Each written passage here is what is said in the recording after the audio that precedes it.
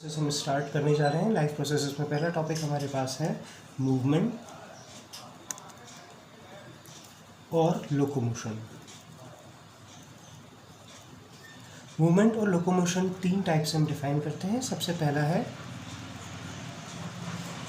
अगर हम देखेंगे तो इस locomotion is movement of organism from one place to other. Second type की मूवमेंट अगर हम देखें तो सेकेंड टाइप की मूवमेंट को बोलते हैं movement of curvature.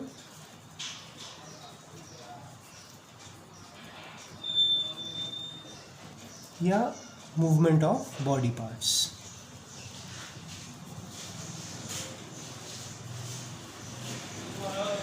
Talk about the third type of movement होती है इंटरनल मोशन। बहुत सारे इंटरनल मोशन हमारी बॉडी में चल रहे होते हैं। For example movement of blood inside our veins, movement of lymph, movement of cytoplasm inside the cell, जिसको हम साइक्लोसिस कहते हैं। तो ये सारी मूवमेंट जो हैं ये इंटरनल मोशन की कैटेगरी में है। मूवमेंट के बाद सेकेंड डिफाइनिंग कैरेक्टर लाइफ के लिए हमारे पास जो है that is definite shape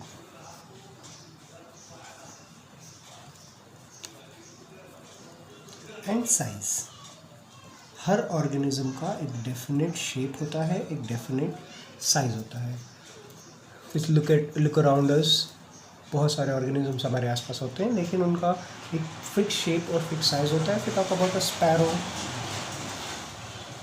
all the sparrows have same shape and same size. All the buffaloes,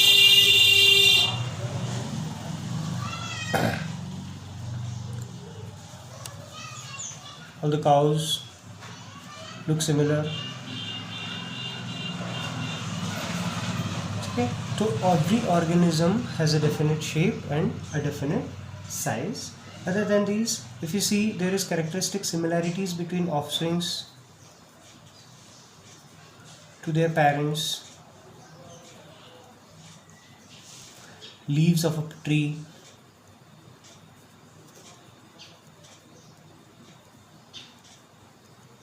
etc.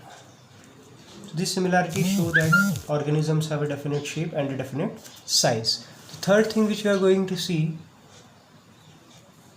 is organization.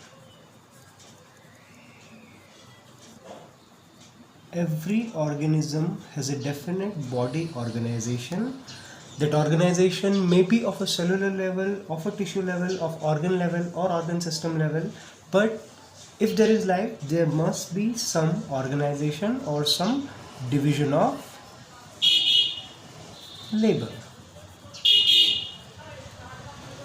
This division of labor may be between cells or between organelles of a cell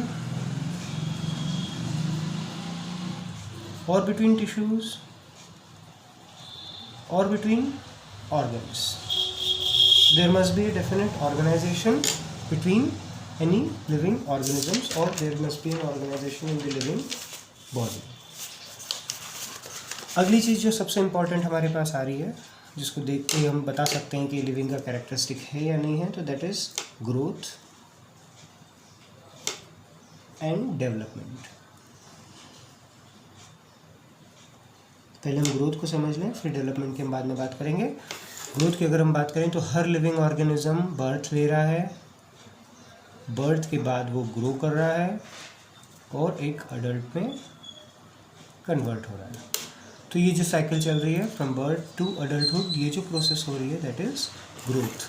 growth मतलब किसी भी organism के size में, उसके मास में, उसके dry wait में किसी भी टाइप का इंक्रीज होना is the growth of an organism. अब ग्रोथ के साथ भी वही चीज़ हम देखेंगे जो हमने लोकोमोशन या मूवमेंट के साथ देखी थी कि ग्रोथ भी इंट्रिंसिक होनी चाहिए। ऑर्गेनिज्म अंदर की तरफ से शुड गो फ्रॉम इनवर्ड, अंदर की तरफ से ग्रो करना चाहिए, तभी हम मानेंगे कि ग्रोथ जो है वो लिविंग का एग्जाम्पल है. For example if you talk about an extensive growth, we all know that Himalayas are growing still, but that growth is due to the plates that lie below. मतलब जो factor है, जो कारण है growth का, वो extrinsic है, बाहर की वजह से. That means Himalayas are not living. whereas an organism that is increasing in its size, जो अपने साइज को इंक्रीज कर रहा है, जिसका साइज बढ़ रहा है, वो लिविंग की कैटेगरी में माना जा रहा है. तो this is our fourth important life process. इसके बाद हम बाकी की लाइफ प्रोसेस अगले वीडियो में कन्वे करेंगे.